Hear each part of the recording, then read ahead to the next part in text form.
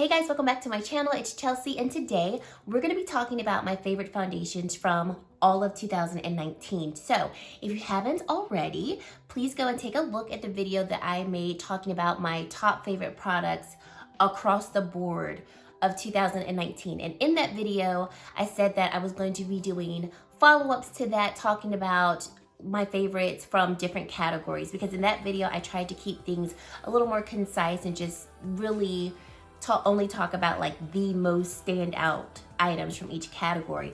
But there were more products that I really did love that I do think deserve a little bit more recognition and attention. So I'm going to be doing various videos after this talking about my favorite concealers, powders, eyeshadow palettes, and so forth. So for today, we're going to be talking about my favorite foundations from 2019, and I am really excited to talk about these. So if this is your first time here, thank you so much for clicking on my video. I'd love for you to stick around and subscribe to my channel. And if you are a returning subscriber, you are the bomb. Thank you so much for your constant support, for every like and for every comment, and just for continuing to support my channel. It really does mean a lot to me. So let's get right into the video. Okay, so like I said, I did already post a video talking about my absolute favorite products of 2019. I mentioned both of these foundations. So we have the Charlotte Tilbury Light Wonder foundation. This is in the shade 9 Dark. And then we have the Pat McGrath Skin Fetish Sublime foundation. This is in the shade medium 19. I'm not going to talk about them again because you can go watch them in that video, but I did want to just include them because we're talking about my all-time favorite foundations of 2018. Okay, moving on. So another one that I want to talk about that I started using in October, and it is like in rotation. It's this Kiko Milano Skin Tone Foundation. This is in the shade Warm Beige 125. And this is the foundation that I've been reaching for when I want a light look of coverage. This reminds me almost like a BB cream. That's kind of how I treat it. And no, like a tinted moisturizer. There we go.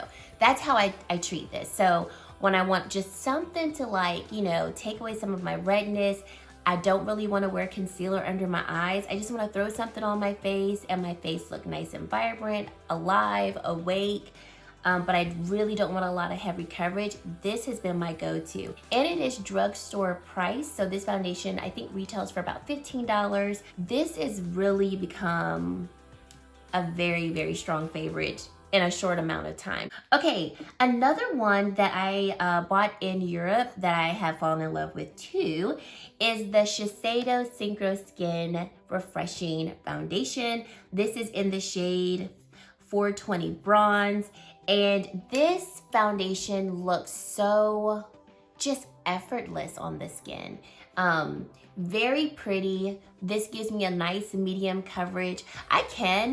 I feel like I can get like medium full with this foundation, not full coverage, but I can build it up if I want a more glam full coverage look. It has an SPF of 30 in it, so that's nice. And it's just really flawless on the skin. Like I said, it just looks very effortless on the skin. So you look just perfected, but it doesn't look like you know, caked on foundation. This is like an effortless glam foundation. There we go. And any of the foundations that I have done full reviews on, I am just gonna link my foundation playlist in the description box so that you can go and take a look at the different foundations that I did reviews. Some of these I have reviewed, some of them I haven't. So take a look at the playlist. Okay, we have a drugstore one, the Revlon Candid foundation. So this foundation, I wear it in the shade 440, and I love this foundation a lot in the summer. It did come out like late spring, early summer, and this was really nice in the summer. This I like to wear more light to medium type of coverage with this, but this has more coverage than I thought it would. Like it's a natural finish anti-pollution foundation, and I don't know, I just thought this would have been more just like light coverage, and that is it. But I do feel like you could really get a solid medium coverage with this foundation, and if you wanted to wear it more glam, you could. But it lasted really well throughout the day, and I liked the way that my skin looked with this foundation. Another one from the drugstore is the Maybelline Dream Urban Cover Full Coverage Protective Makeup Sunscreen. I wear mine in the shade 330 Toffee, and this one, I really enjoyed it. I keep saying that. Obviously, I enjoyed all of them.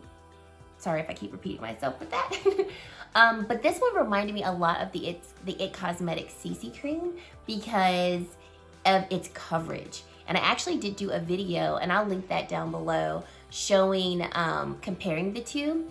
And I do think this is a really nice dupe for the It Cosmetics CC Cream. I actually like this one better because my skin doesn't feel as heavy on my skin as the It Cosmetics CC Cream, but excellent coverage, like medium to full, in my opinion. It wore very well, lasted throughout the day very well. This is one that I really would recommend. Very good one.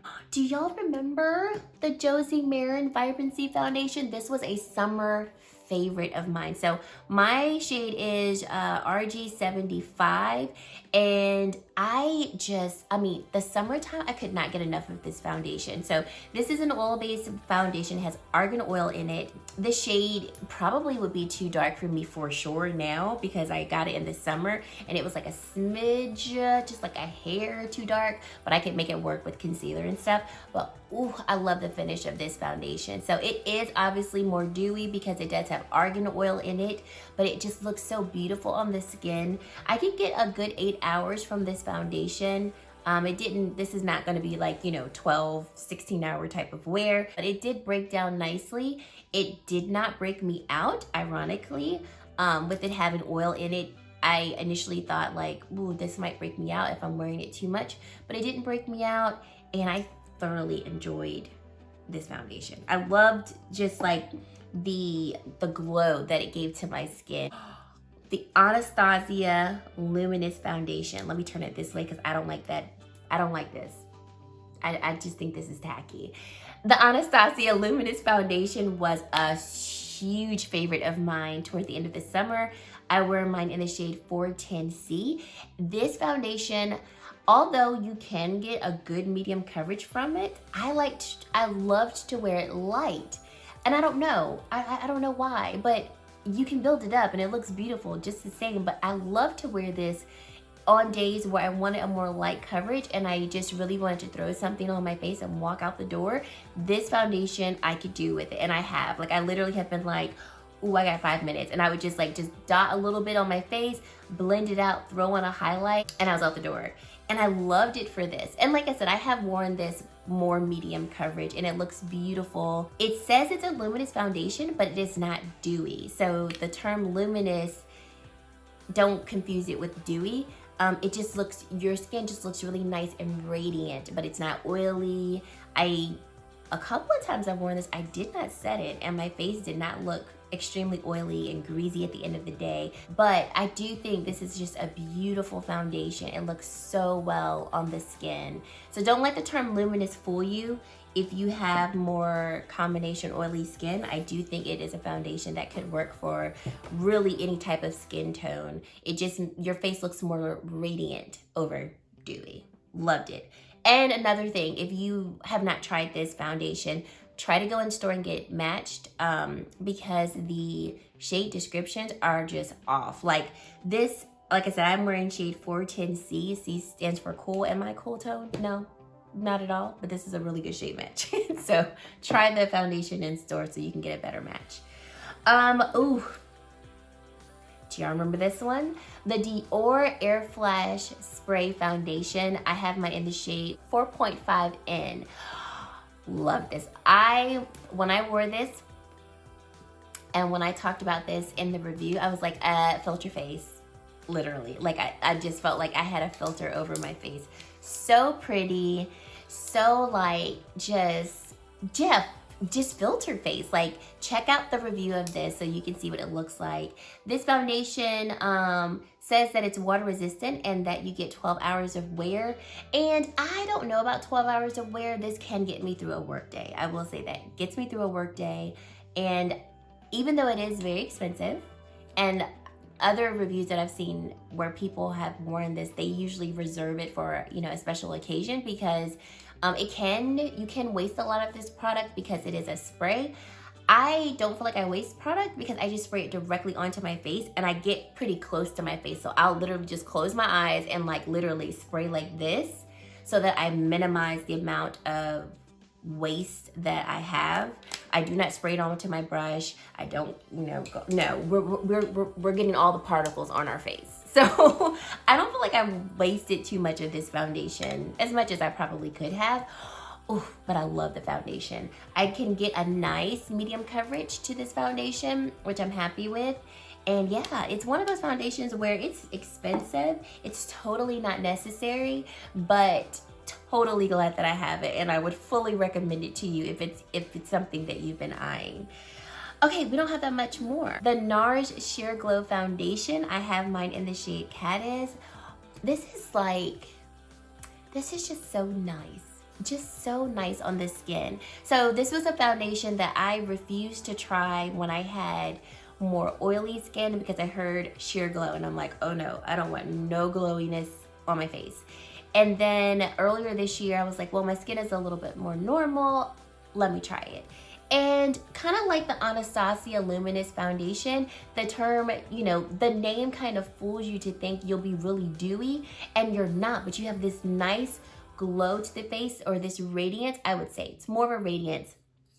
Really beautiful. I can get a nice medium coverage with this foundation. I like the undertone of this foundation. So the description of this foundation, I believe it says that it has peach in it, if I remember correctly. And I've noticed foundations that have like a peachy undertone look so nice on my skin. The Pat McGrath foundation has a description of having a peach undertone, and I thoroughly enjoy that in terms of like how it looks on my skin. Doesn't look too warm, doesn't look too ashy, just looks really nice. This was a foundation that like I used to travel a lot with. I still will, I'm just saying, like, because I got it earlier in the year. Like, this used to come with me everywhere.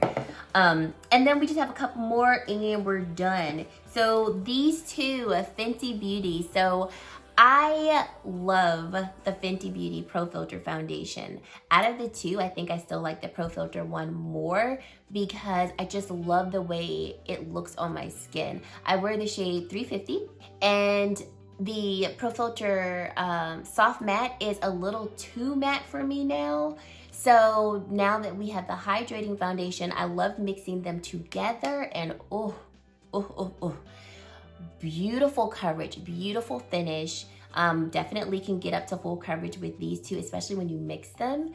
And I love the finish of it. So if you have both, try mixing them together if you haven't. I do like the the Hydrating foundation on its own as well. This one I do think can get dewy. So if you do have more oily skin, I don't think you would like this too much, because I know for me, when I wear it, I will use just a little bit more powder than I normally would because it does get pretty dewy. The last foundation that's gonna bring up this whole train, bring up the rear, is the Tom Ford Waterproof Foundation and Concealer. I wear mine in the shade 9.0 Sienna, and this obviously did not come out this year, but this is my #1 favorite foundation. Actually, it's between these two, to be honest. But I have to talk about this one because it is my favorite foundation. Or, yeah, I'm gonna put these two tied at the top because I love them for different reasons. But I wanna talk about it because it is my favorite foundation and you all should know. So this foundation, I don't wear it a lot because it is expensive and I don't wanna go through it a lot. But the coverage is just beautiful. The whole look of my face is flawless.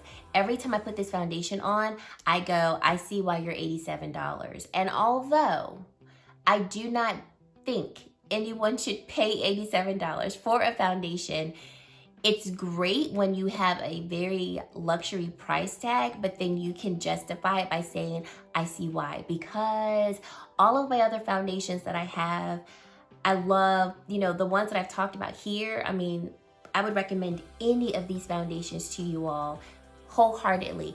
But this one right here, just like, I put it on and I go, I'm the bomb. Like, I'm flawless. If I could insert Beyonce's Flawless song, I would.